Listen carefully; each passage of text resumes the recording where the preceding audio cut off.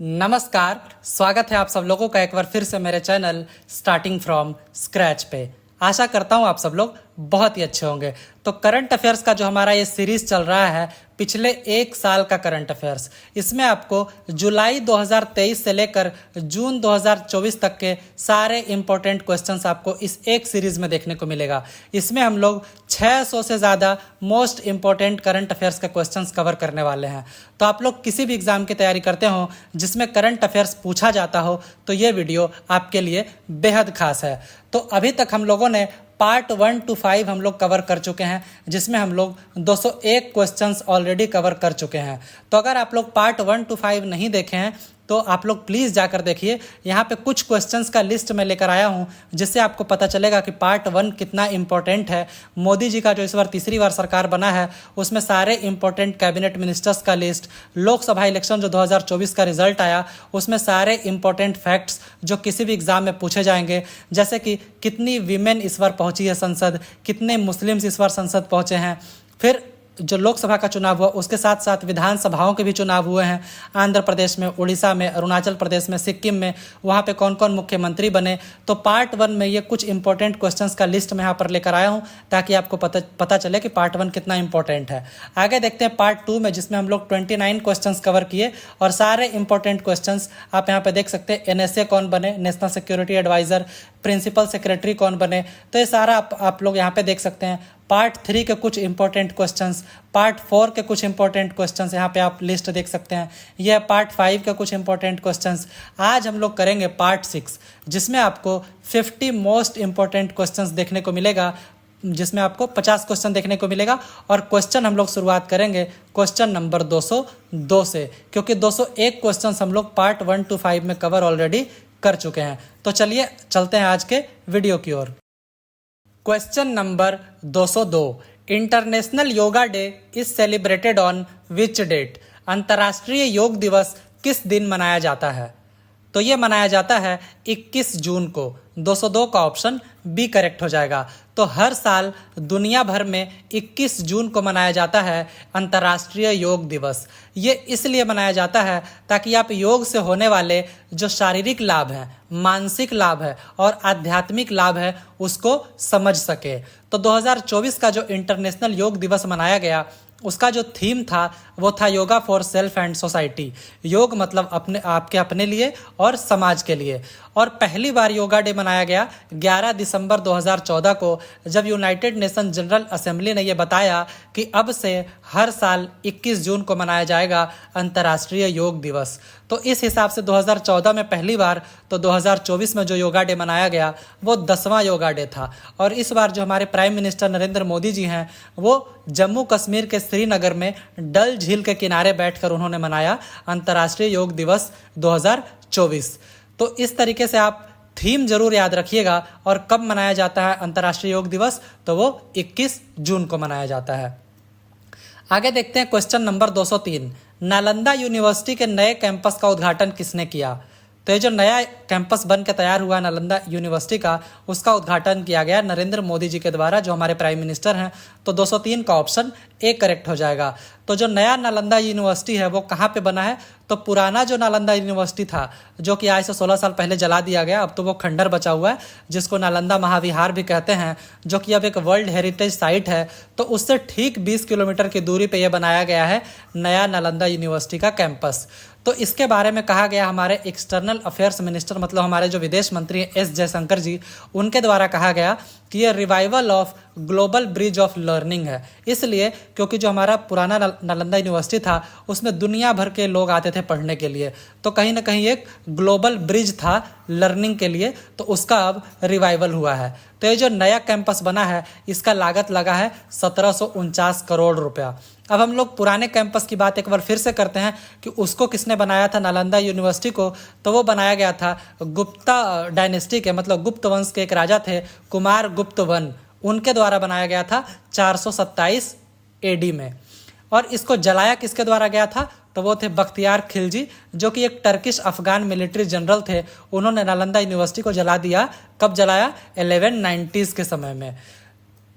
204 देखते हैं question number, दक्षिण पूर्व एशिया का वो पहला देश कौन बना है जिसने समलैंगिक विवाहों को मंजूरी दिया है, मतलब सेम सेक्स मैरिज वहाँ पे अलाउ हुआ है, तो वो कौन सा देश है? दक्षिण पूर्वी देश कौन सा है वो? मतलब यहाँ पे एक बात जानने लायक ये है, यहाँ पे पूछा जा रहा है साउथ ईस्ट एशियन कंट्री वो कौन सा है? South east Asian country. तो हम लोग जानते हैं कि साउथ ईस्ट एशियन कंट्रीज़ का एक एसोसिएशन भी है जिसका शॉर्ट में कहा जाता है आसियान कंट्रीज़। आसियान मतलब association of south east Asian Nations, ये इसका शॉर्ट में नाम है आसियान और फुल फॉर्म होता है association of south east Asian Nations. तो इसमें टोटल अभी 11 देश हैं, पहले 10 देश होते थे। 10 देशों के नाम अगर मैं आपको शॉर्ट में बता दूं तो एक तो मलेशिया है, Malaysia, Indonesia, Singapore, Philippines, Thailand, फिर Laos, Cambodia, Vietnam, Brunei, Myanmar, ये सब 10 देश थे। इसके अलावा एक जानने लायक बात यह है कि 2022 में इसमें एक नया देश जुड़ा जिसका नाम है ईस्ट तिमोर। East Timor. तो अभी टोटल आसियान में 11 देश हैं association of south east Asian Nations में। तो उन्हीं में से एक देश जो है दक्षिण पूर्व एशिया का देश, वो अभी एक पहला देश बना है साउथ ईस्ट एशिया में जिसने सेम सेक्स मैरिज को अलाउ किया है। वो कौन सा देश है? तो वो है थाईलैंड। 204 का यहाँ पे ऑप्शन डी करेक्ट हो जाएगा। तो इसके बारे में जान लेते हैं।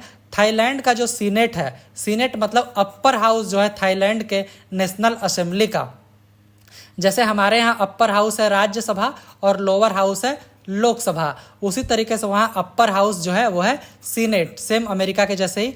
तो उन्होंने इस मैरिज इक्वालिटी बिल को पास कर दिया है। हालांकि अभी भी बिल को जो एक फॉर्मल जो एक मतलब आदेश मिलता है, एक इंडोर्समेंट होता है वहाँ के राजा के द्वारा, रामा 10 के द्वारा, वो अभी नहीं मिला है। फॉर्मल जो वहाँ पे एक इंडोर्समेंट होता है, मतलब एक सिग्नेचर होता है। जैसे कि हमारे इंडिया में आप जानिए लोकसभा और राज्यसभा से कोई बिल पास हो जाता है, उसके बाद उसमें क्या करते हैं, प्रेसिडेंट के साइन का वेट करते हैं कि प्रेसिडेंट भी इस बिल को अप्रूव करे, तब जाके वो बिल लॉ में कन्वर्ट होता है, मतलब एक्ट में कन्वर्ट होता है। उसी तरीके से यहाँ पे भी है और वहाँ भी सेम ही सिचुएशन है, मतलब 99% केसेस में जो है राजा उस बिल को अलाउ करेगा ही, सिग्नेचर करेगा ही, जैसे हमारे यहाँ प्रेसिडेंट करते ही हैं अगर पार्लियामेंट से पास हो गया तो अब क्या है, थाईलैंड बन जाएगा तीसरा एशियाई देश। यहाँ पे क्वेश्चन में पूछा गया था साउथ ईस्ट एशियन कंट्री, तो वो पहला है, लेकिन अगर एशियन देश की बात करें तो ये तीसरा बन जाएगा थाईलैंड, तीसरा। इसके पहले नेपाल ऑलरेडी मतलब लीगलाइज कर चुका है सेम सेक्स मैरिज को, और ताइवान भी कर चुका है। तो साउथ ईस्ट एशिया मतलब दक्षिण पूर्व एशिया में ये पहला देश है थाईलैंड, लेकिन अगर मतलब होल एशिया की बात करें तो उसमें तीसरा है। इसके पहले नेपाल और ताइवान अलाउ कर चुके हैं। अब अगर इंडिया के कंडीशन की जाने तो अक्टूबर 2023 में सुप्रीम कोर्ट में 5 जजों की एक बेंच बैठी थी स्पेशल मैरिज एक्ट को बदलने के लिए, उसमें कुछ सुधार लाने के लिए। मतलब एक अगर होता, ये लीगल होता तो इसमें सुधार लाना पड़ता। स्पेशल मैरिज एक्ट जो है 1954 का, इसमें बदलाव करना पड़ता, बट सुप्रीम कोर्ट ने बदलाव करने से मना कर दिया, मतलब सेम सेक्स मैरिज जो है उसको लीगलाइज करने से इंडिया में मना कर दिया। अब अगर दुनिया भर के देशों की बात करें तो सेम सेक्स मैरिज जो है वो लीगल है 36 देशों में, जिसमें भी थाईलैंड इंक्लूड नहीं है, क्योंकि थाईलैंड में अभी भी राजा का जो परमिशन है वो नहीं मिला है, जो कि मिल जाएगा बट अभी मिला नहीं है। तो टोटल हो जाएंगे 37 अगर थाईलैंड में ये बिल जो है वो कानून बन जाता है तो टोटल हो जाएंगे 37, अभी जो है फिलहाल 36 है। अब अगर बात करें कि पहली बार कहाँ पे सेम सेक्स मैरिज को लीगल किया गया था, तो वो देश था नीदरलैंड, जहाँ पे 2001 में ही सेम सेक्स मैरिज को लीगल कर दिया गया था। अब एक बार बात कर लेते हैं G7 कंट्रीज़ का क्या कंडीशन है, मतलब जो ग्रुप ऑफ 7 कंट्रीज़ है दुनिया भर के टॉप 7 के जो देश हैं, मतलब जो डेवलप्ड देश में टॉप 7, उसमें जापान इकलौता ऐसा देश है जिसने सेम सेक्स मैरिज को लीगल अभी तक नहीं किया है। बाकी 6 लोग जो हैं, 6 देश जो हैं वो कर चुके हैं। आगे देखते हैं क्वेश्चन नंबर 205। हाल ही में किस देश की संसद द्वारा समलैंगिक संबंध को अपराध घोषित करने वाला विधेयक पारित किया गया है? तो अभी हम लोगों ने देखा कहाँ पे लीगलाइज किया गया है, अब हम लोग देख रहे हैं कहाँ पे क्रिमिनलाइज कर दिया गया है, मतलब इसको अपराध घोषित कर दिया है अगर आप सेम सेक्स मैरिज करते हैं तो, या तो फिर आप सेम सेक्स रिलेशन रखते हैं तो ठीक ये घटना हुआ था आज से 2 महीने पहले अप्रैल में।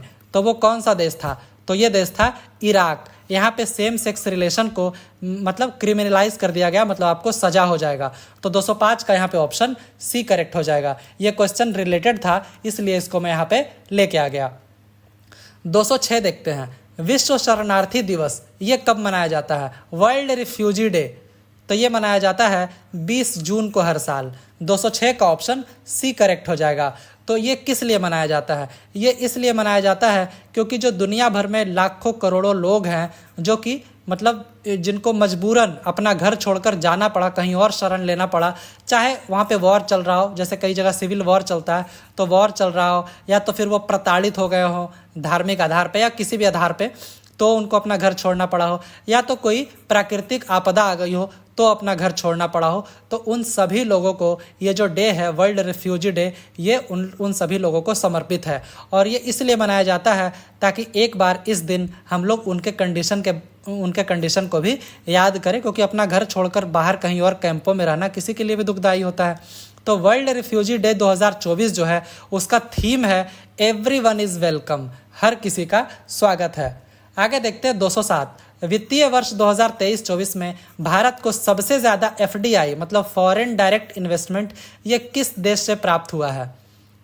तो ये प्राप्त हुआ है सिंगापुर से। 207 का यहाँ पे ऑप्शन बी करेक्ट हो जाएगा।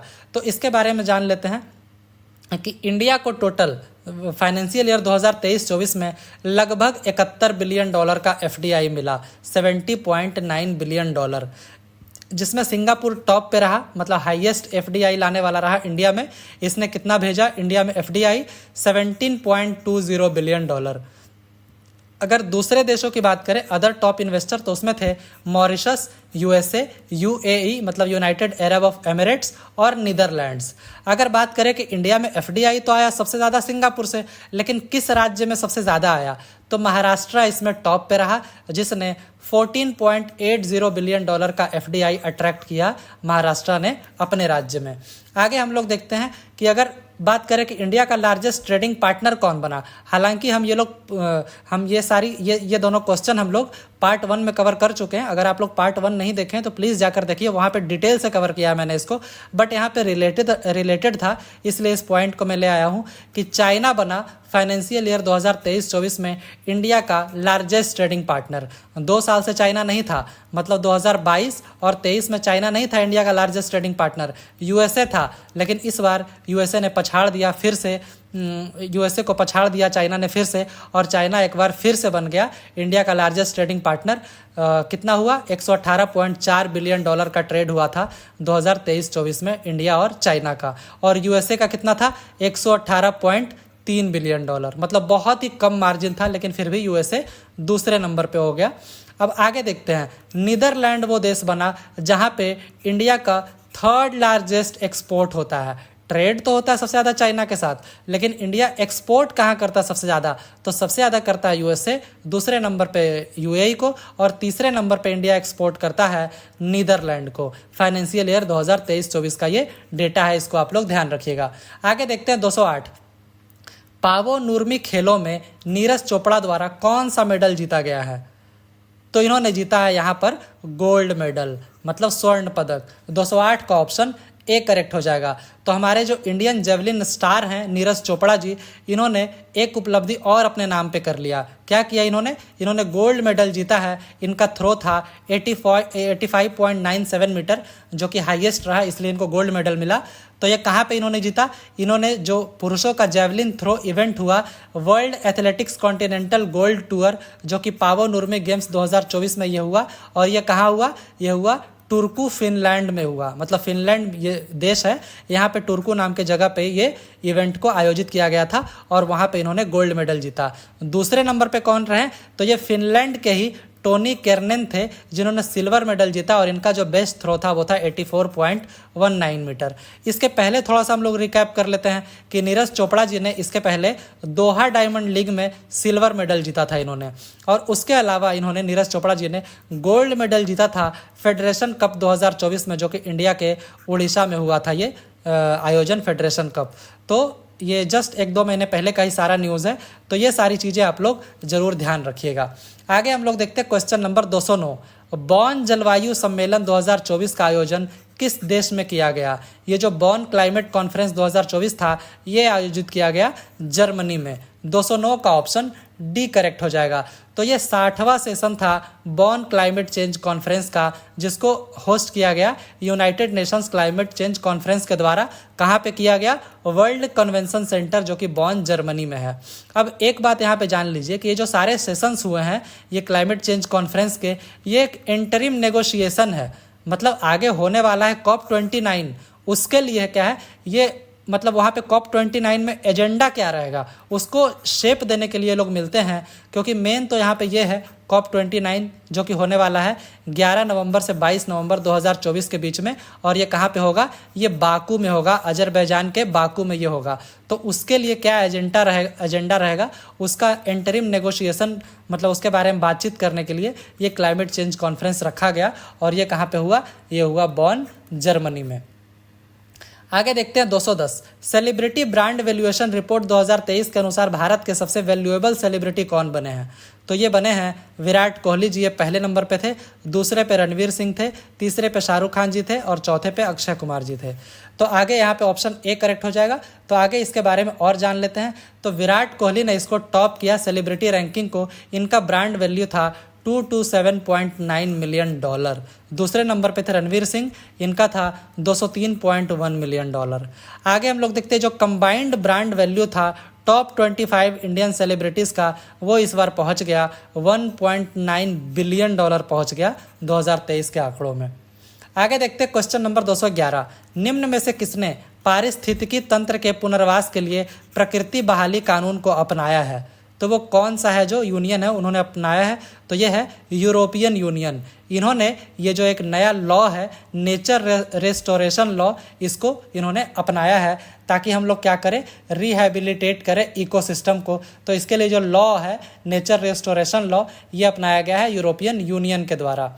तो इसमें क्या होगा? जो फॉरेस्ट बर्ड्स है, जंगली जो पक्षी हैं, उनकी संख्या को बढ़ाना है। और साथ ही साथ ये भी ध्यान रखना है कि 2030 तक ना तो शहरों में ग्रीन स्पेस कम होने चाहिए, मतलब पेड़ पौधे कम होने चाहिए, और ना जो ट्री कैनोपाई कवर है वो भी कम नहीं होना चाहिए।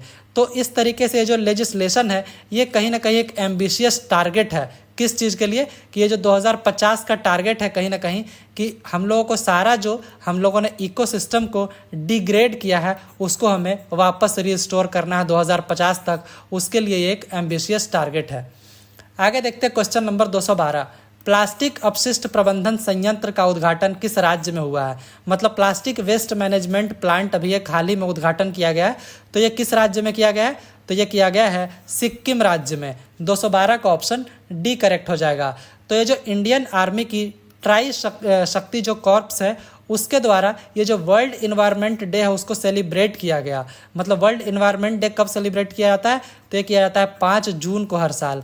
तो इसी के उपलक्ष्य में इन्होंने एक उद्घाटन किया एक प्लास्टिक वेस्ट मैनेजमेंट का, और साथ ही साथ एक रिसाइकलिंग प्लांट भी कहा जाता है उसका भी उद्घाटन किए। तो इस तरीके से इन्होंने कई सारे गो ग्रीन इनिशिएटिव्स का उद्घाटन इन्होंने किया, मतलब हरियाली बढ़ाने का, मतलब इन्वायरमेंट के लिए इन्होंने बहुत काम किया।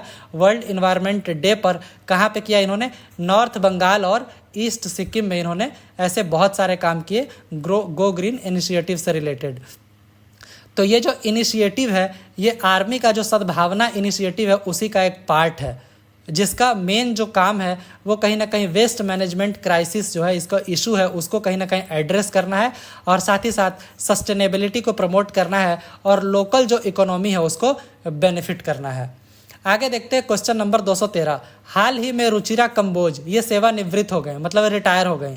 तो ये निम्न में से किस संगठन में भारत की स्थायी प्रतिनिधि थी? मतलब ये परमानेंट रिप्रेजेंटेटिव थी, वो किस ऑर्गेनाइजेशन में? तो ये यूनाइटेड नेशंस में इंडिया की मतलब परमानेंट रिप्रेजेंटेटिव थी यूएन में, यूनाइटेड नेशंस में। तो अब ये रिटायर हो चुकी हैं। तो ये काफ़ी इंपॉर्टेंट पर्सनालिटी थे, तो इसलिए इनका यहाँ पे जिक्र किया गया है। हालांकि जो नए परमानेंट रिप्रेजेंटेटिव है इंडिया के यूनाइटेड नेशंस में वो अभी अनाउंस नहीं किया गया, तो जैसे ही वो होता है वो खबर मैं आप लोगों के बीच लाऊंगा। तो 213 का यहाँ पे ऑप्शन सी करेक्ट हो जाएगा। तो अगर आप लोगों को वीडियो अच्छा लग रहा है तो प्लीज़ चैनल को सब्सक्राइब ज़रूर कर दीजिए। अभी हम लोग आगे कई क्वेश्चंस देखने वाले हैं, तो वीडियो को लाइक कर दीजिए, एक प्यारा सा कमेंट भी ज़रूर कीजिएगा। आगे हम लोग अब बात करते हैं पिछले 1 सालों में जो सारे नए प्रेसिडेंट्स और प्राइम मिनिस्टर्स बने हैं उसका हम लोग एक लिस्ट लेकर आए हैं अगले कुछ क्वेश्चंस में। हाल ही में रूस के राष्ट्रपति कौन बने हैं?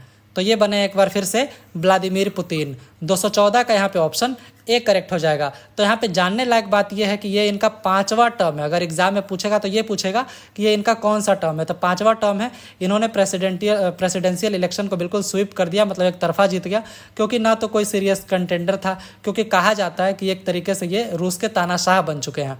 तो पुतिन जो पहले केजीबी एजेंट रह चुके हैं, केजीबी जैसे कि इंडिया में रॉ है उसी तरीके से वहाँ केजीबी एजेंट है, खुफिया एजेंसी, उसके ये पहले एजेंट रह चुके हैं और ये पहली बार पावर में आए थे 1999 में। और अब इन्होंने जोसेफ स्टालिन को सरपास कर दिया है रसिया के लॉन्गेस्ट सर्विंग लीडर के मामले में।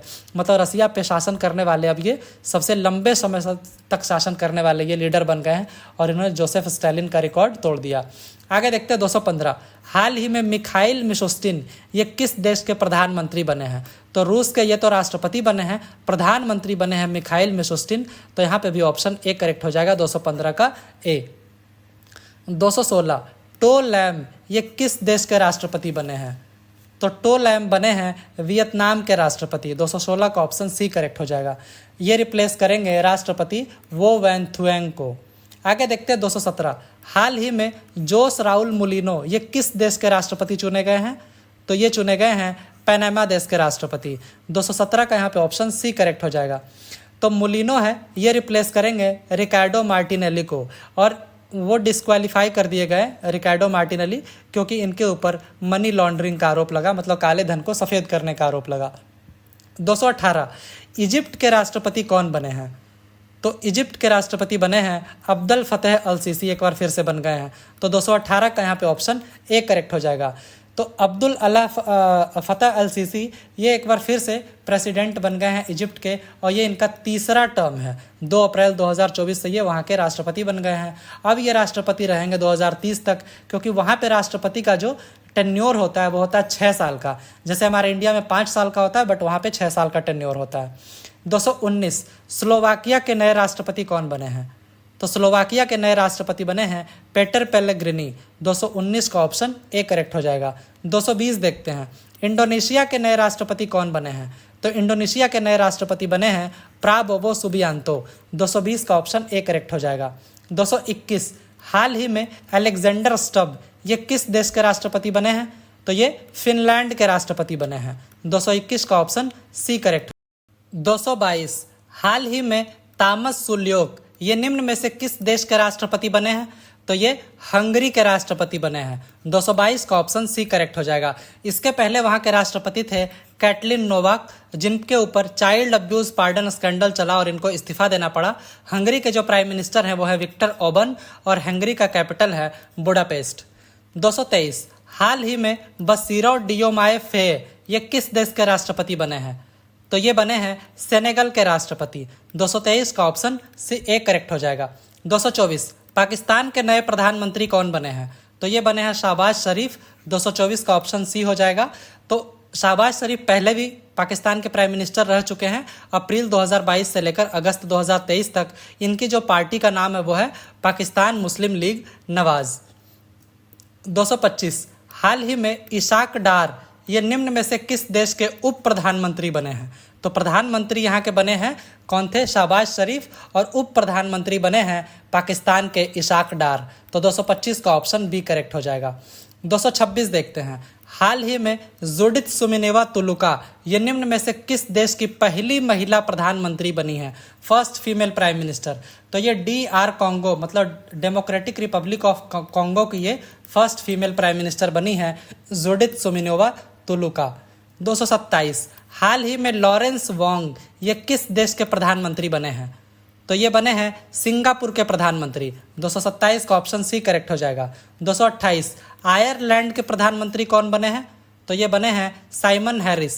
228 का ऑप्शन ए करेक्ट हो जाएगा। 229 हाल ही में गैब्रियल एटल ये किस देश के सबसे युवा प्रधानमंत्री बने हैं? तो ये फ्रांस के सबसे युवा प्रधानमंत्री बने हैं। 229 का ऑप्शन ए करेक्ट हो जाएगा। 230 हाल ही में शेरिंग तोबगे इनको किस देश का प्रधानमंत्री नियुक्त किया गया है? तो इनको नियुक्त किया गया है भूटान देश का प्रधानमंत्री। 230 का ऑप्शन डी करेक्ट हो जाएगा। 231 हाल ही में अहमद अवाद बिन मुबारक को किस देश का प्रधानमंत्री नियुक्त किया गया है? तो इनको नियुक्त किया गया है यमन देश का प्रधानमंत्री। 231 का ए। 232 हाल ही में अहमद अब्दुल्ला अल अहमद अल सबा, इनको किस देश का प्रधानमंत्री नियुक्त किया गया? तो इनको किया गया कुवैत का प्रधानमंत्री नियुक्त। 232 का डी।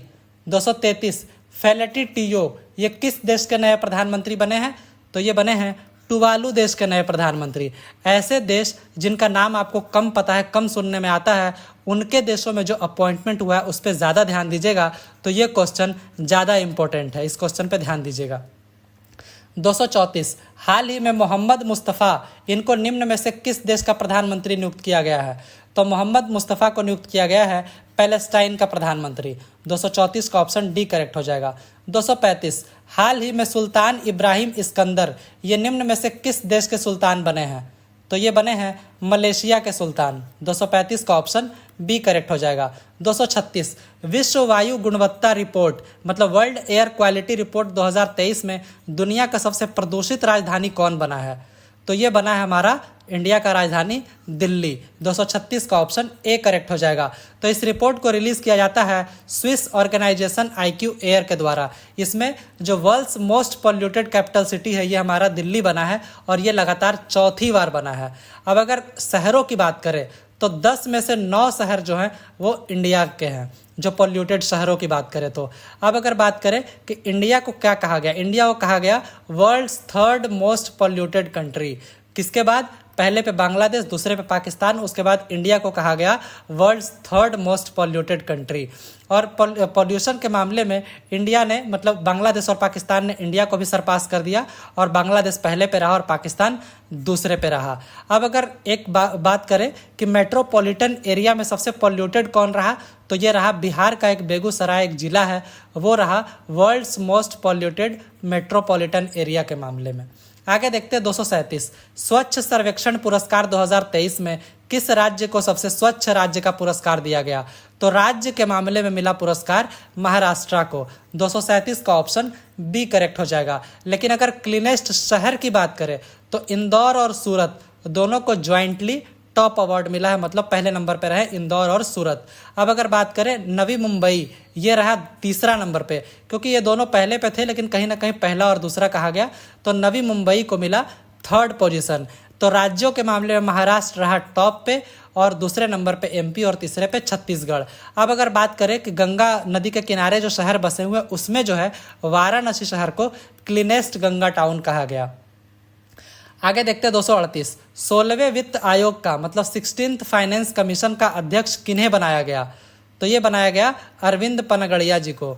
238 का ऑप्शन ए करेक्ट हो जाएगा। 239 संयुक्त राष्ट्र महासभा, मतलब यूनाइटेड नेशंस जनरल असेंबली के 78वें अधिवेशन के अध्यक्ष कौन बने हैं?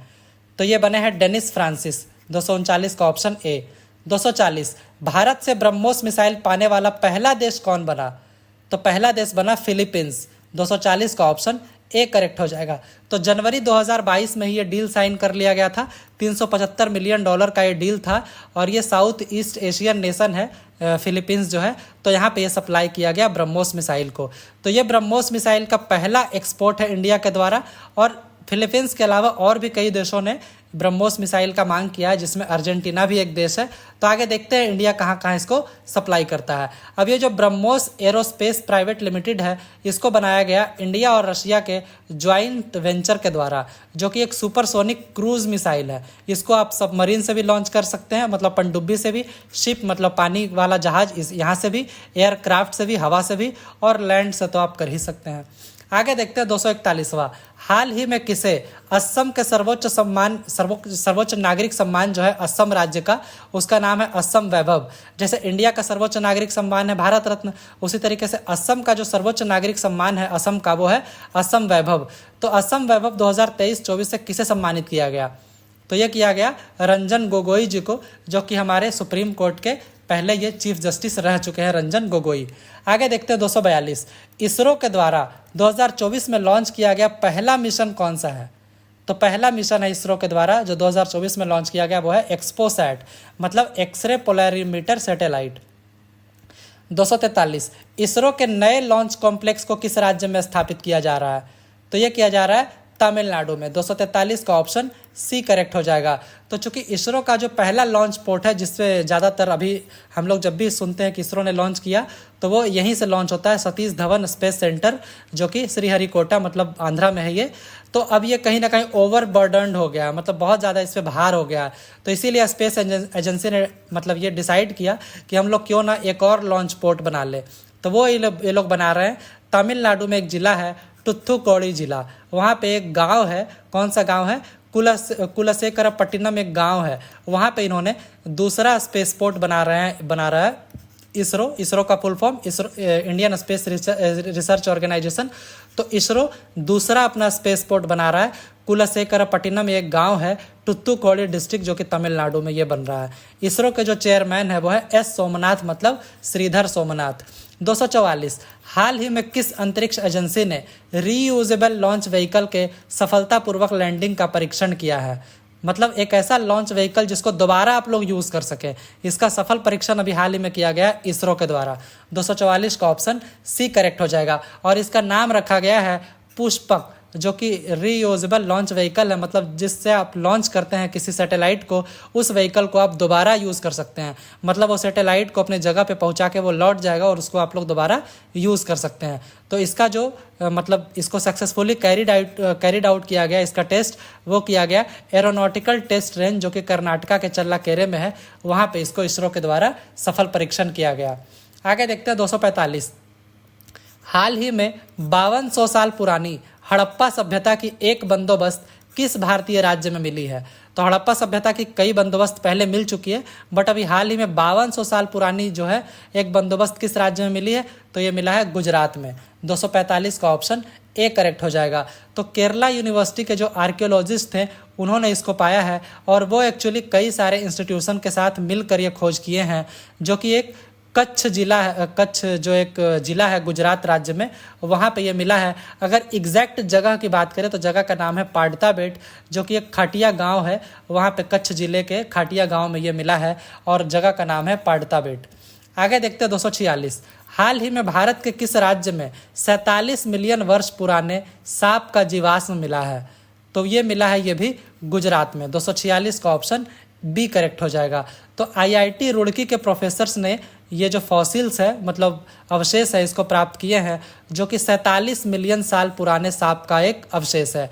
और इसमें माना गया कि ये सांप लगभग 11 से 15 मीटर लंबा है, मतलब लंबा था जब ये मतलब जिंदा था, और इसका वजन लगभग 1 टन है। मतलब ये जो सांप जब जिंदा था इसका वजन लगभग 1 टन था। और इस सांप का नाम रखा गया वासुकी इंडिकस, क्योंकि कहीं ना कहीं इस सांप को एसोसिएटेड माना गया भगवान शिव जी से, इसीलिए इसका नाम रखा गया Vasuki indicus. 247, sky tracks world airport awards 2024 द्वारा किस हवाई अड्डे को विश्व के सर्वश्रेष्ठ हवाई अड्डे का अवार्ड मिला है? स्काई ट्रैक्स जो है वर्ल्ड एयरपोर्ट्स अवार्ड 2024 जो दिया गया, इसमें वर्ल्ड का बेस्ट एयरपोर्ट का अवार्ड किसको दिया गया? तो ये दिया गया हमाद इंटरनेशनल एयरपोर्ट दोहा, जो कतर का है, उसको दिया गया दुनिया के सबसे अच्छे एयरपोर्ट का अवार्ड। दूसरे नंबर पे जो रहा वो चंगी एयरपोर्ट सिंगापुर का रहा। तीसरे नंबर पे रहा इंचन एयरपोर्ट, जो कि सियोल मतलब साउथ कोरिया की राजधानी, इसका एयरपोर्ट रहा। और चौथे पे रहा हानेडा एयरपोर्ट, टोक्यो जापान का। आगे देखते हैं 248, विंग्स इंडिया 2024 में सर्वश्रेष्ठ हवाई अड्डे का पुरस्कार किस हवाई अड्डे ने जीता है? अब हम लोग इंडिया के एयरपोर्ट्स की बात करें तो इंडिया में जो बेस्ट एयरपोर्ट रहा वो रहा केम्पेगौड़ा इंटरनेशनल एयरपोर्ट बेंगलुरु का, और इंदिरा गांधी इंटरनेशनल एयरपोर्ट दिल्ली का। इन दोनों को ज्वाइंटली अवार्ड मिला है विंग्स इंडिया 2024 में, मतलब जो बेस्ट एयरपोर्ट है इंडिया का उसका अवार्ड इन दोनों को ही मिला है, बेंगलुरु और दिल्ली का एयरपोर्ट। आगे देखते हैं 249, दुनिया के सबसे व्यस्त हवाई अड्डे का अवार्ड किसको मिला है? बिजिएस्ट एयरपोर्ट, तो ये मिला है हार्ट्सफील्ड जैक्सन अटलांटा इंटरनेशनल एयरपोर्ट, जो कि यूनाइटेड स्टेट्स में है, अटलांटा एयरपोर्ट, उसको मिला है दुनिया का बिजिएस्ट एयरपोर्ट का अवार्ड। दूसरे नंबर पे रहा दुबई इंटरनेशनल एयरपोर्ट, जो कि यूएई में है। तीसरे पे रहा Dallas fort worth international airport, ये भी यूनाइटेड स्टेट्स में है। और चौथे पे रहा हिथ्रो एयरपोर्ट, जो कि लंदन यूके में है। 250वां क्वेश्चन देखते हैं, हाल ही में स्वास्थ्य संवर्धन के लिए किस संस्थान को WHO का नेल्सन मंडेला पुरस्कार मिला है? मतलब कि नेल्सन मंडेला जो दिया जाता है हेल्थ प्रमोशन के लिए, वो किस इंस्टीट्यूट को मिला है? तो ये मिला है ऑल इंडिया इंस्टीट्यूट ऑफ नहीं, ये इस इंस्टीट्यूट निमहांस को मिला है, national institute of mental health and neuro sciences, माफ़ कीजिएगा, तो यहाँ पे ऑप्शन बी करेक्ट हो जाएगा। National institute of mental health and neuro sciences मतलब निमहांस। 251वां जो कि आज का लास्ट क्वेश्चन होगा, इसको देखते हैं। निम्न में से किस देश में अमूल ने अपने पहले अंतर्राष्ट्रीय कारोबार की शुरुआत की है? अमूल का ये पहला इंटरनेशनल बिजनेस है, तो ये कहाँ पे इन्होंने स्टार्ट किया है? तो इन्होंने स्टार्ट किया है यूएसए में, यूनाइटेड स्टेट्स ऑफ अमेरिका में। 251 का ऑप्शन सी करेक्ट हो जाएगा। इसके अलावा हम लोग जान लेते हैं कि अभी जो मेंस T20 वर्ल्ड कप चल रहा है 2024 का यूएसए और वेस्ट इंडीज़ में, तो इसमें क्या है, अमूल जो है वो स्पॉन्सर कर रहा है यूएसए की क्रिकेट टीम को, मतलब main sponsor USA cricket team का अमूल ही है। इसके अलावा अमूल जो है वो साउथ अफ्रीकन क्रिकेट टीम को भी स्पॉन्सर कर रहा है, श्रीलंकन क्रिकेट को भी कर रहा है, बट यहाँ पे आप जानने लायक ये है कि यूएसए क्रिकेट टीम को स्पॉन्सर कर रहा है अमूल, मेन स्पॉन्सर यही है। आगे देखते हैं नंदिनी का, जो एक हम लोग जानते हैं, यहाँ पे एन कर लीजिएगा। नंदिनी जो डेयरी ब्रांड है कर्नाटका का, ये स्पॉन्सर कर रही है आयरलैंड और स्कॉटलैंड की क्रिकेट टीमों को। T20 जो मेंस क्रिकेट वर्ल्ड कप 2024 हो रहा है, उसमें आयरलैंड और स्कॉटलैंड की टीम को स्पॉन्सर कर रही है नंदिनी डेयरी, और अमूल कर रहा है यूएसए की क्रिकेट टीम को और साउथ अफ्रीका और श्रीलंका की क्रिकेट टीम को। तो आज के ये हमारे 50 क्वेश्चंस रहे। आशा है आप लोगों को ये वीडियो बेहद पसंद आया होगा। अगर ऐसा है तो प्लीज़ आप लोग वीडियो को एक लाइक ज़रूर कीजिए, बहुत ही मेहनत लगता है सारे कंटेंट लाने में। और प्लीज़ चैनल को ज़रूर सब्सक्राइब कीजिए, वीडियो को लाइक कीजिए, कमेंट कीजिए, और हो सके तो अपने दोस्तों में ज़रूर शेयर कीजिए। Thank you so much.